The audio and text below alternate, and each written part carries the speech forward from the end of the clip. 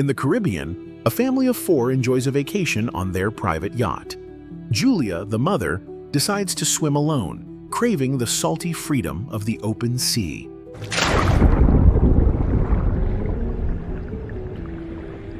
While Tom, her husband, and their youngest son, Ben, fish at the stern, Julia suddenly feels a strong current pulling her away. She screams, but Cassie, their eldest, is lost in her music. Tom finally hears and speeds the boat to save her.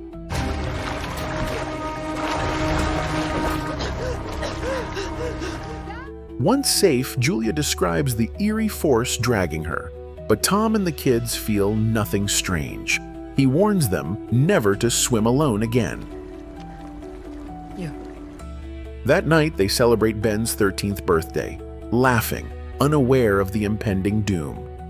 3, 2, 1, cheese! Then, eerie noises echo outside. A pod of whales rushes past, panicked. One collides with the yacht, damaging the engine. Tom dives to inspect, but returns injured. Worse, the boat is now adrift.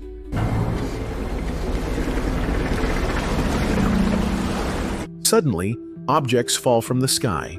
Not meteors, but satellite debris. The sea turns violent. Earth's magnetic field goes haywire. A high-frequency wave triggers internal bleeding. Morning arrives, revealing the unthinkable. The ocean is gone. The seabed stretches endlessly, and the compass spins in reverse. North points south, south points north, proof that the poles have flipped.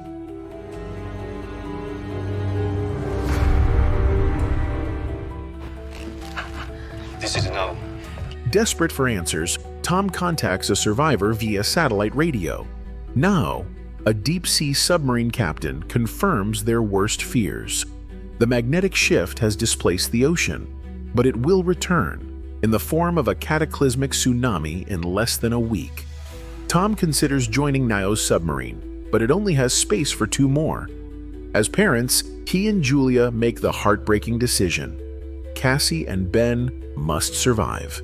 We are just asking you to save our children, please. As they prepare to travel to Nao's location, Tom encounters a lone survivor with a dog. Offering him water, Tom is betrayed. The man stabs him, leaving him for dead. Julia, realizing the danger, rushes to hide the children.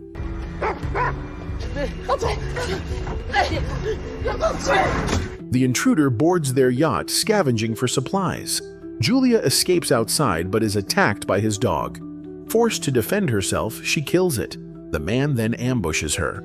Just as he chokes Julia, Cassie fires a flare gun.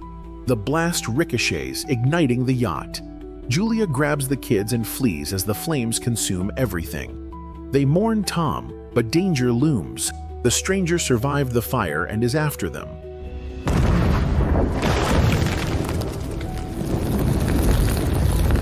Their journey to Nao's submarine is perilous. They encounter a beached shark, parched from the vanished ocean. Dehydration takes its toll. Cassie, careless, spills their last supply of drinking water, fueling tension among them.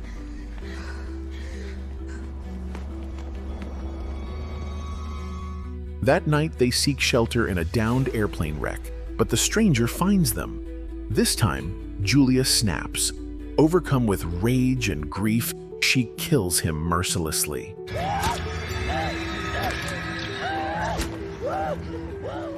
The next day, they traverse jagged cliffs, the remnants of the ocean floor. Ben, delirious from thirst, attempts to drink dirty water. Julia intervenes just in time. As night falls, they hear unsettling noises. Suddenly, swarms of deep-sea crabs, starved from the water's disappearance, attack. They take refuge in a shipping container, watching helplessly as another group of survivors is devoured alive.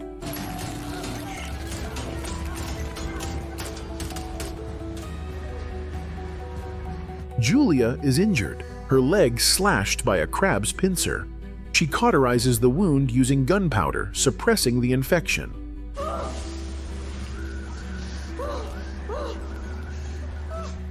At dawn, Julia contacts Neo again. The captain delivers grim news. The ocean's return is imminent, within hours, not days. A distress flare marks his location. With no time to waste, they push forward.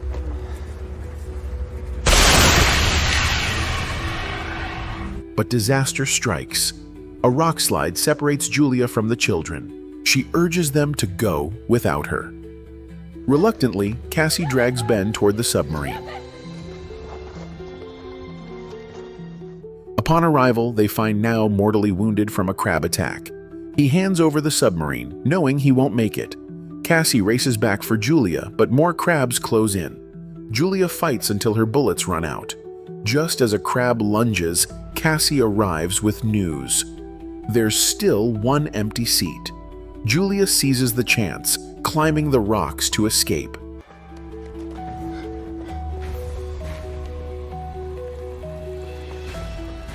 They board the submarine just as the tsunami crashes down. The impact sends them tumbling. When they regain consciousness, the water has returned, and they are afloat.